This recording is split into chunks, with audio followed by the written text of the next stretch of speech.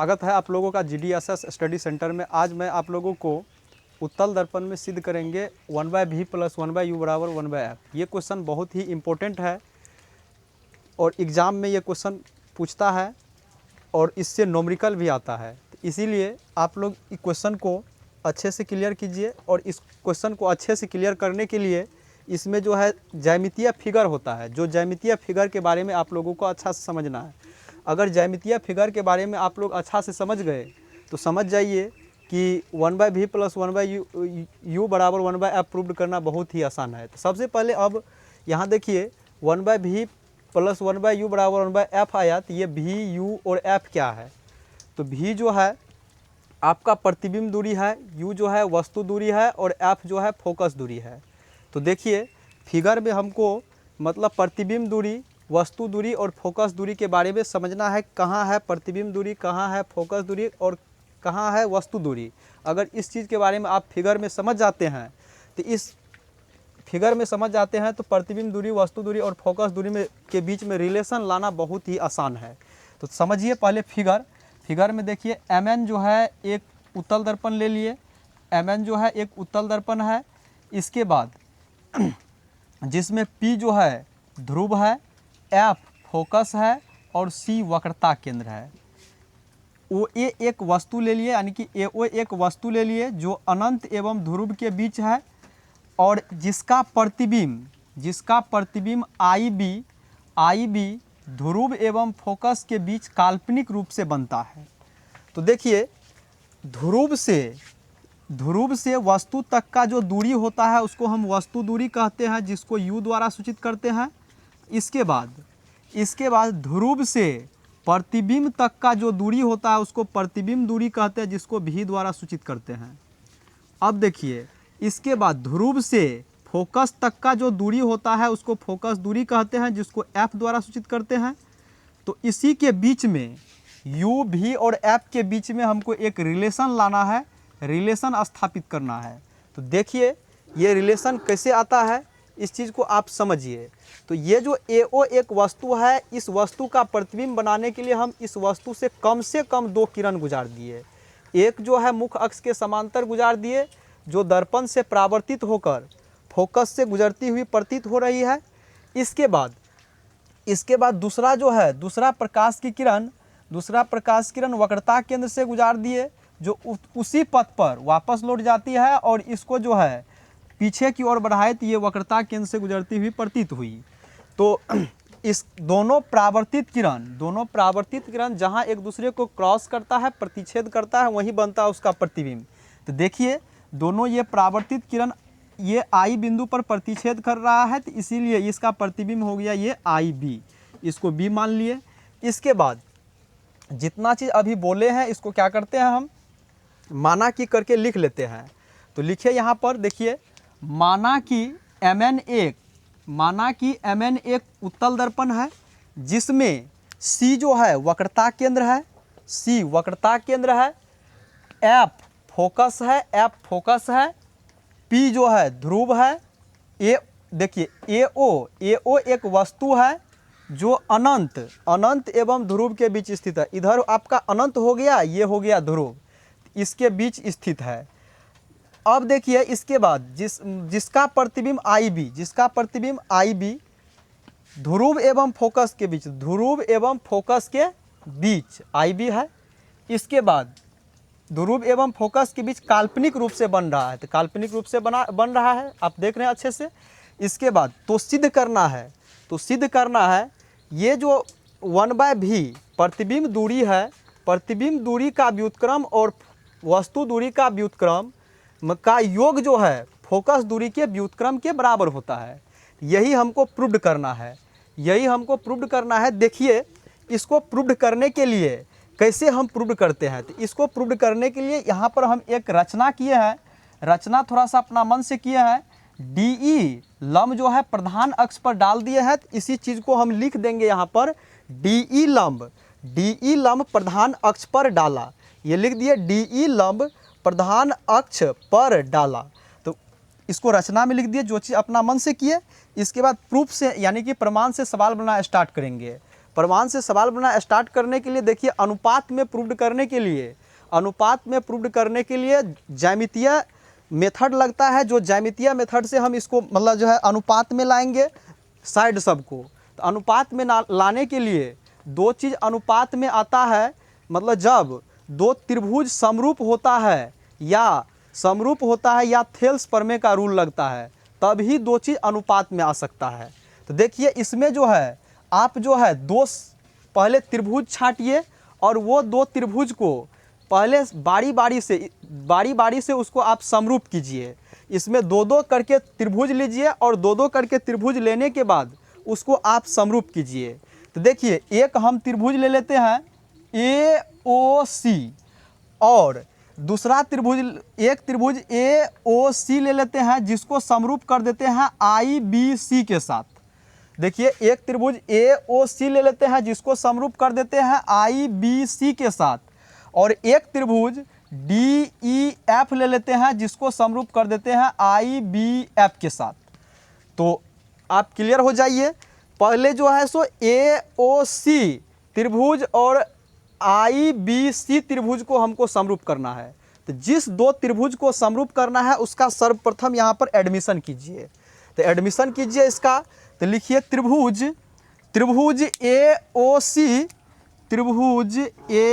AOC तथा त्रिभुज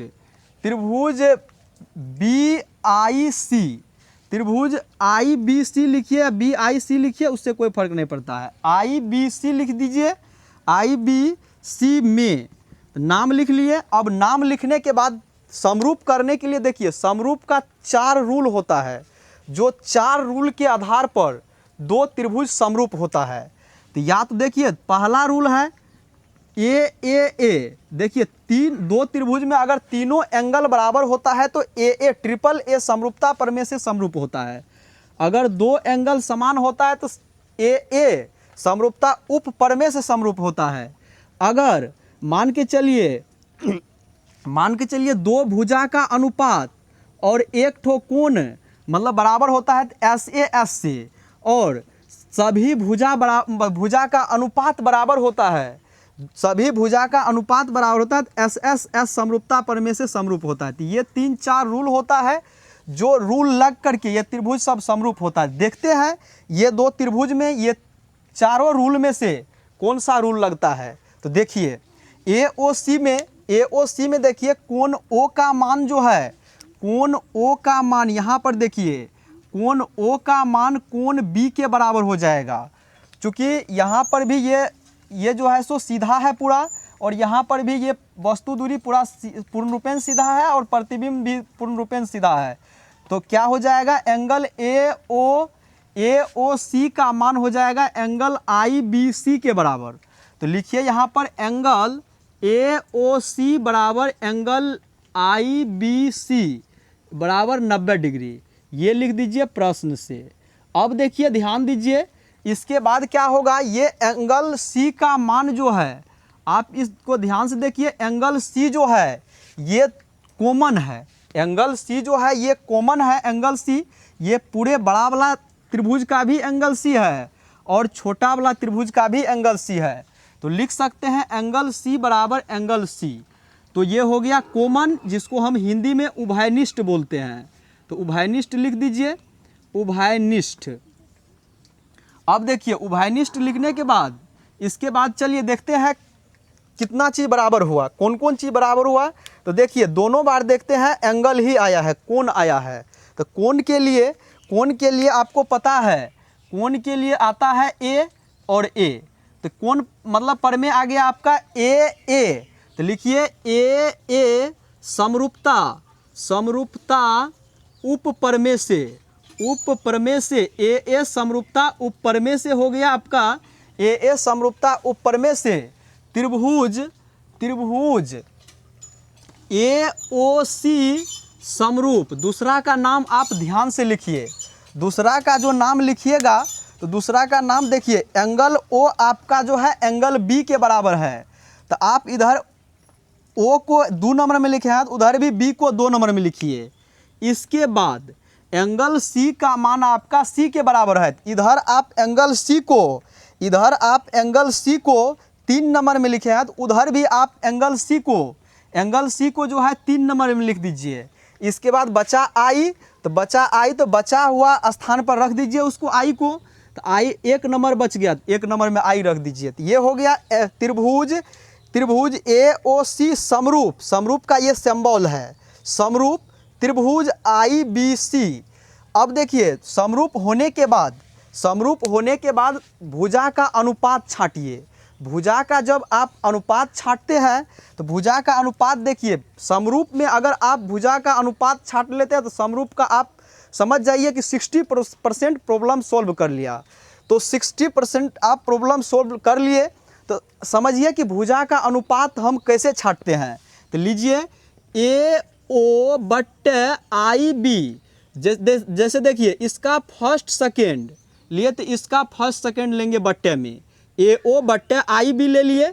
इसके बाद देखिए बराबर इसका सेकेंड थर्ड लीजिए OC, अब बट्टा इसका सेकेंड थर्ड लीजिए BC, OC/BC हो गया। इसका फर्स्ट थर्ड लीजिए ऊपर में AC, अब बट्टा इसका फर्स्ट थर्ड लीजिए। इसका फर्स्ट थर्ड लेते हैं तो इसका फर्स्ट थर्ड हो जाएगा आपका CI। तो अब देखिए इसके बाद CI हो जाने के बाद देखिए कर्ण पार्ट से आपको कोई मतलब नहीं है, कर्ण को आप छोड़ दीजिए। तो इसमें कर्ण खोजिए कौन है, तो कर्ण आपका AC हो गया, AC जो है आपका कर्ण हो गया, और CI या IC आपका कर्ण हो गया। CI लिखिए या इसको IC लिखिए, कोई फर्क नहीं पड़ता है। तो CI या IC आपका कर्ण हो गया। AC और IC से आपको इस पार्ट से कोई मतलब नहीं है, इस पार्ट को आप डिलीट कर दीजिए, हटा दीजिए। तो इस पार्ट को जब आप डिलीट कीजिएगा तो आपका आ जाएगा AO/IB बराबर OC/BC। ये हो गया आपका समीकरण नंबर 1। अब समीकरण नंबर 1 निकल जाने के बाद देखिए, समीकरण नंबर 1 निकल जाने के बाद अब जो है, अब देखिए अगला फिर त्रिभुज देखते हैं। फिगर में त्रिभुज 2 मिलता है, अगर 2 त्रिभुज फिर मिल रहा है तो उन दोनों त्रिभुज को पुनः आप समरूप कीजिए, और उन दोनों त्रिभुज को समरूप करने के बाद संगत भुजा का अनुपात छांटिए। तो संगत भुजा का अनुपात आपस में इक्वल छांटिए, तब देखिए उसमें क्या रिलेशन आता है। तो चलिए छांटते हैं, तो छांटिए, चलिए देखते हैं त्रिभुज, मतलब जैसे फिगर को देखिए। फिगर में देखिए एक त्रिभुज ये हो गया आपका DEF, और एक त्रिभुज हो गया IBF। तो ये 2 त्रिभुज को लेकर के आप ये दोनों त्रिभुज को समरूप कर लीजिए, और समरूप करने के बाद देखिए कि मतलब इस समरूप में और ये दोनों त्रिभुज, ये पहले वाला दोनों त्रिभुज में और बाद वाला दोनों त्रिभुज में क्या रिलेशन आता है समरूप छांटने के बाद, और तब जो है उसके आधार पर हम प्रूव करेंगे 1/v + 1/u बराबर 1/f। तो अब देखिए कैसे हम लाते हैं, इस चीज़ को ध्यान से समझिए। तो फिर जो है इसका नाम लिख रहे हैं पुनः, तो पुनः लिख लीजिए। पुनः त्रिभुज, जो त्रिभुज को आप समरूप करेंगे उसका नाम लिखिए यहाँ पर। तो समरूप करेंगे, मान के चलिए त्रिभुज DEF, तो लिखिए त्रिभुज DEF तथा त्रिभुज DEF तथा त्रिभुज लिख दीजिए IBF में। तो IBF में अब देखिए इस त्रिभुज को भी समरूप करने के लिए इसमें कम से कम 2 चीज़ बराबर करना पड़ेगा आप लोगों को। तो देखिए कैसे 2 चीज़ बराबर करते हैं, इस चीज़ को आप ध्यान से समझिए। तो 2 चीज़ बराबर करने के लिए ध्यान दीजिए, यहाँ पर एंगल, इस एंगल को देखिए, ई एंगल को, यहाँ पर भी 90 डिग्री, ये भी 90 डिग्री, ये 90 डिग्री बराबर होगा। तो लिख सकते हैं एंगल DEF का मान, एंगल DEF बराबर एंगल हो जाएगा आपका, एंगल DEF बराबर एंगल IBF बराबर हो जाएगा 90 डिग्री। ये हो गया आपका, प्रश्न से लिख दीजिए या रचना से, जहाँ से लिख दीजिए, कोई दिक्कत नहीं है। तो प्रश्न से अब देखिए इसके बाद जो है एंगल F को देखिए, एंगल F जो है दोनों में आता है, दोनों ट्रायंगल में एंगल F आता है। तो लिखिए एंगल एफ को लिखिए, एंगल एफ बराबर एंगल एफ।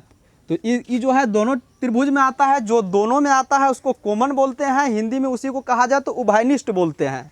तो उभयनिष्ठ लिखिए, उभयनिष्ठ, उभयनिष्ठ हो गया, उभयनिष्ठ।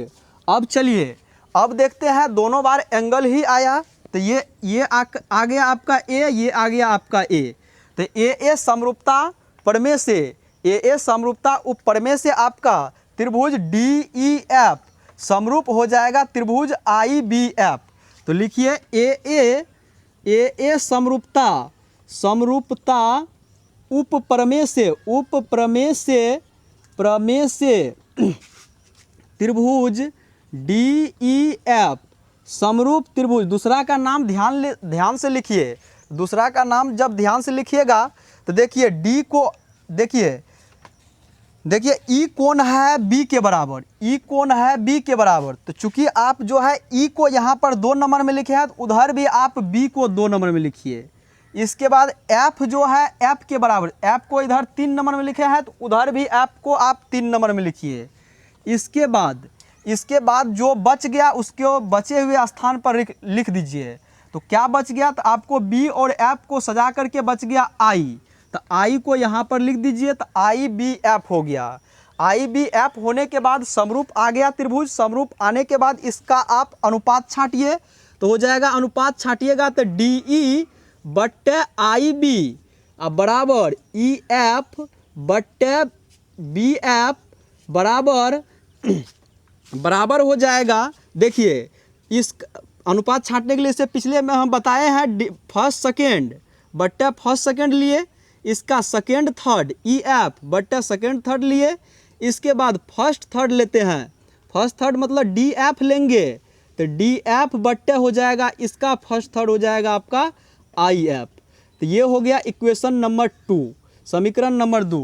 अब देखिए समीकरण 1 और 2 को देखिए, तो समीकरण 1 और 2 में क्या है, तो देखिए पहले समीकरण 2 ने मानिए, इसके बाद पहले जो है कर्ण पार्ट को हटा दीजिए, तब इसके बाद समीकरण मानिएगा। तो कर्ण पार्ट इसमें कौन है, तो कर्ण पार्ट देखिए कौन है इसमें, तो कर्ण पार्ट को समझना है आपको कौन है।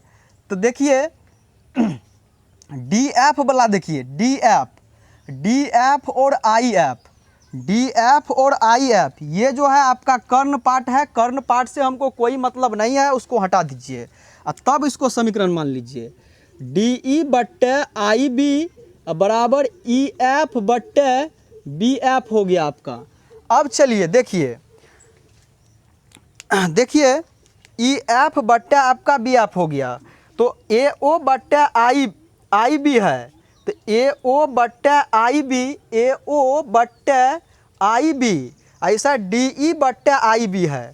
देखिए नीचे वाला इसमें एल एच एस में, देखिए एल एच एस में समीकरण 1 के और 2 के, ये तो 2 हो गया, तो 2 मतलब लिख दीजिए। समीकरण 1 और 2 के नीचे वाला को देखिए, इसके नीचे में आई बी है और इसके नीचे में भी आई बी है, इसके ऊपर में ए ओ है, इसके ऊपर में डी ई है। तो अगर ए ओ का मान डी ई के बराबर हो जाए, ए ओ का मान डी ई के बराबर हो जाए, तो ए ओ के स्थान पर हम डी ई लिख देंगे या डी ई के स्थान पर ए ओ लिख देंगे। तो देखिए ए ओ का मान डी ई के बराबर होगा। ध्यान से आप देखिए फिगर को देखिएगा, तो आपको ए डी ई ओ एक आयत नज़र आएगा।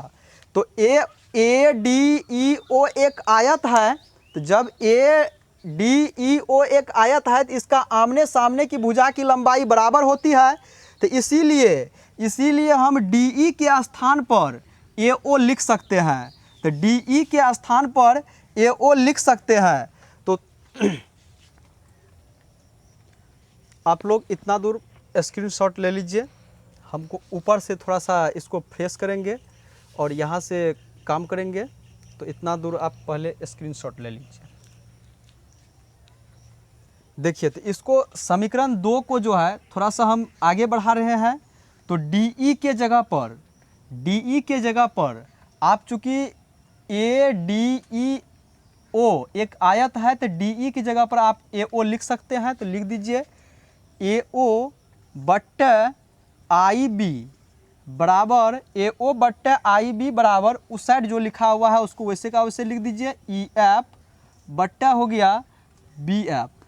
अब देखिए चूँकि यहाँ पर लिख दीजिए कोष्ठ में, चूँकि ए डी ई ओ एक आयत है, एक आयत है, ये आप लिख देते हैं तुरंत आपका ध्यान कभियो देखिएगा तो यहाँ पर चले जाएगा, आयत है, इसीलिए जो है ए ओ का मान जो है आपका डी ई के बराबर हुआ है, ए ओ का मान डी ई के बराबर हो गया। तो ये हो गया आपका समीकरण नंबर हो गया आपका, मान के चलिए 3, इसको मान लीजिए समीकरण नंबर 3। समीकरण 2 को आगे बढ़ाए, समीकरण 3 हो गया। अब समीकरण 3 और 1 को देखिए, तो समीकरण 3 और 1 में आपको क्या रिलेशन दिख रहा है, तो देखिए, तो 1 में जो है 1 के LHS में भी AO बट्टे IB है और समीकरण 3 के LHS में भी AO बट्टे IB है। तो लिखिए समीकरण 1 तथा समीकरण 3 से, तो हो जाएगा आपका समीकरण 1 तथा 3 से हो जाएगा OC बट्टे जो चीज़ बराबर है वह चीज़ हट जाएगा, जो बराबर नहीं है वह बराबर हो जाएगा। OC बट्टे BC बराबर हो जाएगा EF बट्टे BF। तो समीकरण 3 में है EF बट्टे BF, तो वही लिखिए EF बट्टे लिख दीजिए BF। अब देखिए ध्यान से, इसके बाद देखिए EF खोजिए कहाँ पर है,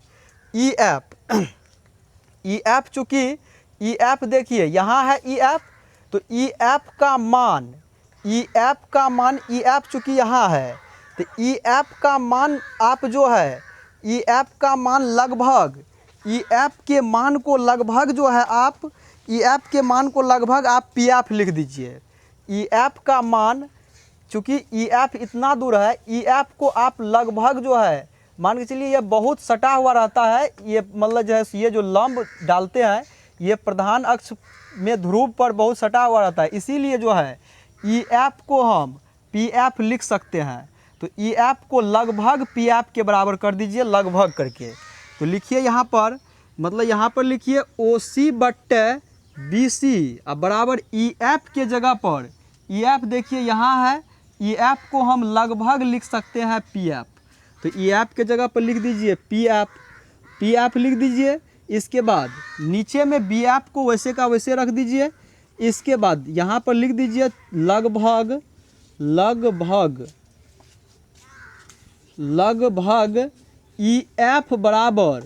EF बराबर हो गया आपका PF, लगभग EF बराबर हो गया PF, तो EF के स्थान पर हम PF लिख दिए। इसके बाद चलिए, इसके बाद OC बट्टे BC बराबर आ गया PF बट्टे BF। तो देखिए सभी डिस्टेंस को देखते हैं, क्या हम डिस्टेंस में जो है प्रधान अक्ष पर आए हैं कि नहीं आए हैं, प्रधान अक्ष पर आए हैं कि नहीं आए उसको देखते हैं। प्रधान मतलब इसमें तो OC खोजिए, OC कहाँ है, तो O से C प्रधान अक्ष पर है। इसके बाद देखिए BC खोजिए, BC भी प्रधान अक्ष पर है। PF खोजिए, PF भी ये तो आपका PE है, PF भी आपका प्रधान अक्ष पर है। इसके बाद PF के बाद जो है, PF के बाद BF खोजिए, तो BF भी आपका प्रधान अक्ष पर है। जब सब चीज़ आपका प्रधान अक्ष पर है तो देखिए वह ध्रुव से टूटा हुआ है कि नहीं टूटा हुआ है। अगर ध्रुव से टूटा हुआ नहीं है तो उसको आप पहले ध्रुव से तोड़ दीजिए। तो ध्रुव से तोड़िए, तो ध्रुव से जब तोड़ते हैं तो ध्रुव से तोड़िए सभी डिस्टेंस को। तो इसको जब OC को तोड़िएगा तो देखिए OC कितना दूर है, OC ये पूरा है, तो OC को हम लिख सकते हैं OP प्लस PC। OC को हम लिख सकते हैं OP प्लस PC। तो OC को लिख दीजिए OP प्लस PC। अब बट्टे, अब देखिए BC है, BC खोजिए कहाँ है। BC को क्या लिख सकते हैं, BC को लिख दीजिए PC पूरे PC या minus PB, PC minus PB लिख दीजिए। BC को लिख दीजिए PC या माइनस PC, BC को लिखिए PC पूरे PC या माइनस PB, तो PC माइनस PB लिख दीजिए। इसके बाद बराबर PF है, PF चूँकि ध्रुव से टूटा हुआ ही है तो PF को वैसे का वैसे लिख दीजिए, क्योंकि ये PF P में F में जो है ऑटोमेटिक पोल लगा हुआ है। और BF देखिए ध्रुव से टूटा हुआ नहीं है, तो BF को हम क्या लिख सकते हैं, PF और माइनस PB। BF को लिख सकते हैं PF और माइनस PB, सब ध्रुव से टूट जाएगा तो इसको लिख दीजिए PF minus PB, PF minus लिख दीजिए PB। अब देखिए PF माइनस PB लिखने के बाद यहाँ पर जो है, यहाँ पर थोड़ा सा चिन्ह परिपाटी का रूल लगाएंगे, चिन्ह परिपाटी का रूल लगाएंगे। जो चिन्ह परिपाटी का रूल आपको पता होगा, नहीं पता होगा, थोड़ा सा हम यहाँ पर डिस्कशन कर देते हैं चिन्ह परिपाटी के बारे में, आप ध्यान से देख लीजिए। अगर आप इसको कार्तीय तल से तोड़िएगा, अगर आप इसको कार्तीय तल से तोड़िएगा तो आपको पता है कि कार्तीय तल में जो होता है ये मूल बिंदु होता है, एक्स एक्सिस और वाई एक्सिस का जो क्रॉस पॉइंट होता है उसको मूल बिंदु बोलते हैं, ओरिजिन पॉइंट बोलते हैं।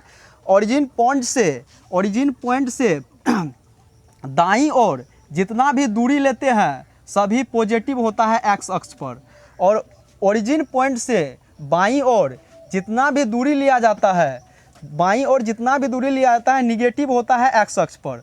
तो इसीलिए उसी को बोलते हैं हम चिन्ह परिपाटी। वही रूल यहाँ लगाएंगे, तो चिन्ह परिपाटी रूल से सभी डिस्टेंस को लिखते हैं। यहाँ पर देखिए चिन्ह परिपाटी से लिखेंगे, यहाँ चिन्ह परिपाटी से, तो चिन्ह परिपाटी से लिखिएगा तो लिखिए चिन्ह परिपाटी से क्या हो जाएगा आपका, ध्यान से समझिए। तो चिन्ह परिपाटी से ये हो गया, देखिए ध्रुव से वस्तु तक का दूरी, वस्तु दूरी मतलब OP हो गया आपका वस्तु दूरी। वस्तु दूरी जो है मतलब जो है इस ओर है, प्रधान मूल बिंदु से बाईं ओर है, तो इसीलिए OP का मान हो जाएगा -u।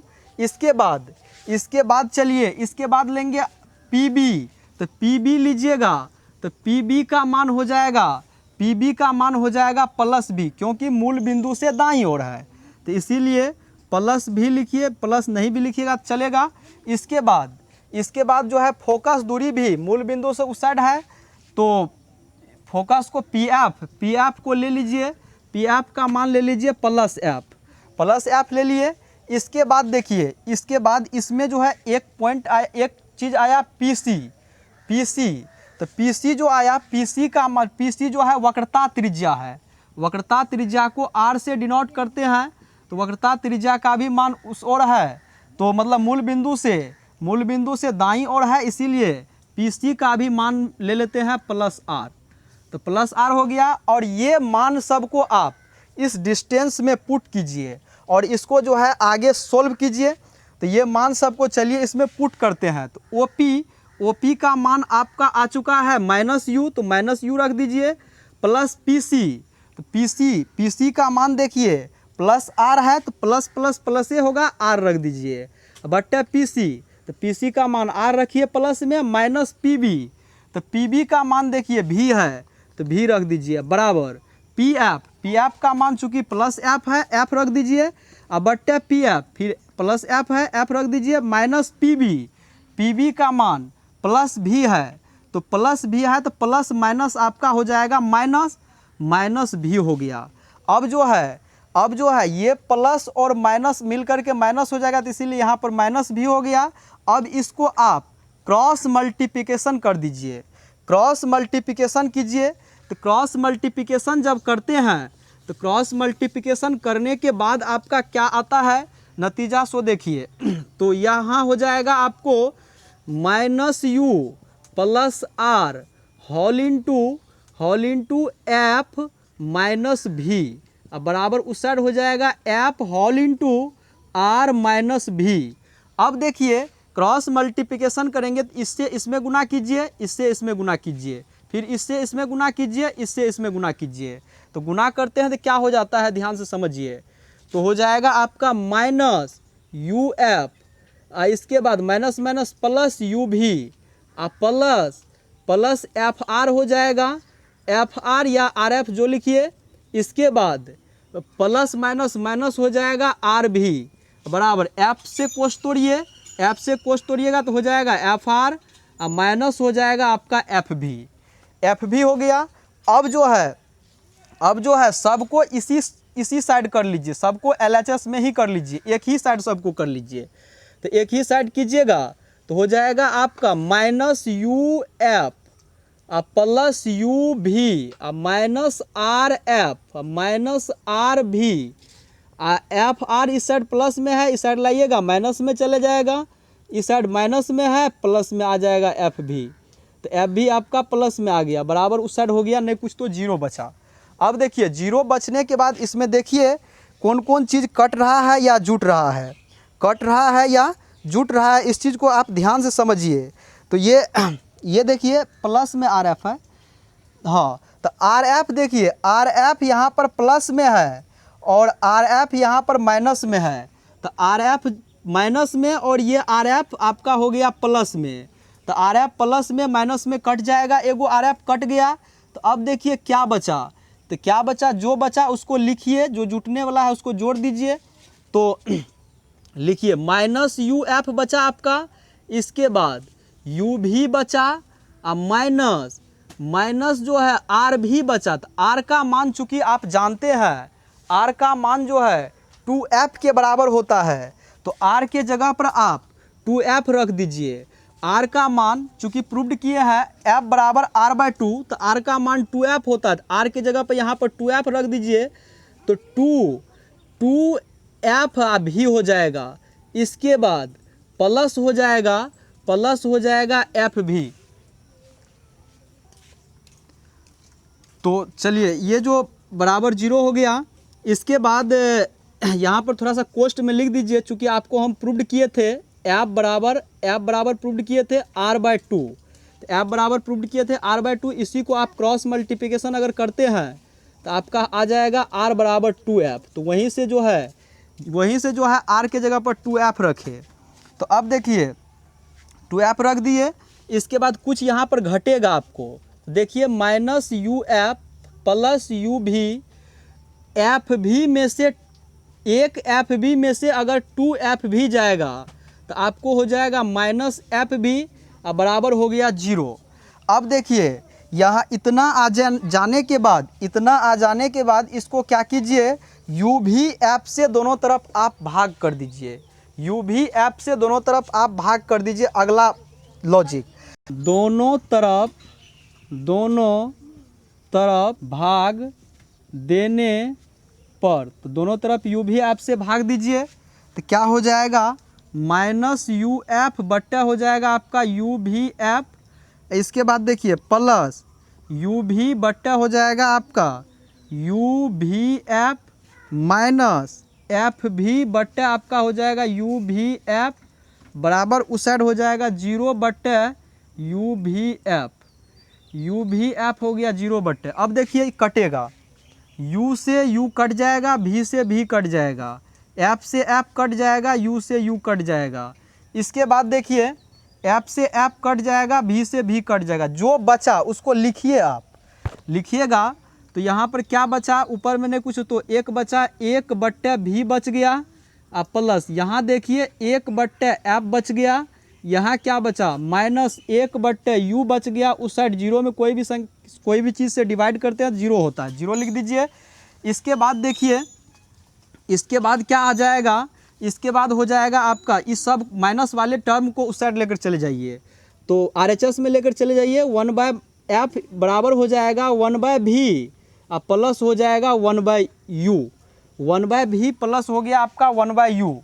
तो इसको हम ऐसे भी लिख सकते हैं, इसीलिए 1/v प्लस 1/u बराबर 1/f।